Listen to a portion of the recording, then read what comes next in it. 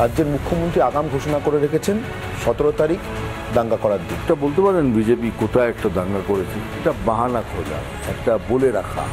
কি অভিষেক বন্দ্যোপাধ্যায় যেখান থেকে লড়ছে, বিজেপি সেখানে এত পরে ক্যান্ডিডেট দিল, খুব দুর্বল ক্যান্ডিডেট দিল, সিটটা গিফট করে। অভিজিৎ দাস এই 2009-তে লড়েছে, 2014-তে লড়েছে, তখনই কথাটা বলেননি কেন? কাবলিওয়ালা ভীষণ হিট করলো। हम अफगानी है, पाकिस्तान है, अफगानिस्तान मेरा वतन है, हिंदुस्तान मेरा देश है।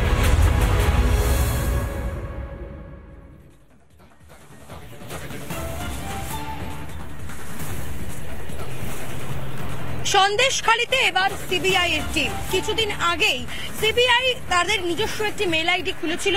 দিয়ে রাখি আপনাদের একটা ছোট্ট হিন্ট, এই মুহূর্তে সন্দেশখালীতে আজকে সিবিআই টিম পৌঁছেছে, কারণ এবার সিবিআই নিজস্বভাবে তদন্ত শুরু করছে সন্দেশখালীতে। কিছুদিন আগে আমরা জানি সিবিআই নিজস্ব একটা মেল আইডি খুলেছিল, যেখানে সন্দেশখালীর বাসিন্দারা তাদের যে নিজস্ব অভিযোগ, তাদের সেই যে অত্যাচারের যে কথা, সেই কথাগুলি তারা মেলের মাধ্যমে সিবিআই কে সরাসরি জানাতে পারবেন। আবারও আপনাদের একটা ছোট্ট হিন্ট দিয়ে রাখবো এই বিষয়ে। সেই যে মেল আইডি খোলা হয়েছিল, সেই মেল আইডিতে বহু অভিযোগ এখনো পর্যন্ত জমা পড়েছে, যেটা সিবিআই সূত্রে খবর।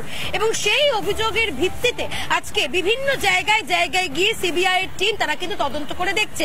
চন্দন ভূঁইয়ার 5 বিঘে জমি কেড়ে নিয়েছিল শেখ শাহজাহানের দল। চন্দন ভূঁইয়া তিনি নিজে সিবিআই কে মেল করে সেই অভিযোগ জানিয়েছিলেন, এবং এরপর আজকে চন্দন ভূঁইয়ার বাড়িতেও কিন্তু সিবিআই এর টিম পৌঁছে যায়। তারা তদন্ত করে দেখে, কথা বলে চন্দন ভূঁইয়ার সঙ্গে, এবং এছাড়াও আরো যাদের অভিযোগ জমা পড়েছিল তাদের সঙ্গেও কিন্তু একের পর এক বাড়ি গিয়ে সিবিআই এর তদন্তকারী আধিকারিকরা তারা কিন্তু তদন্ত করে দেখেছেন এবং কথা বলেছেন।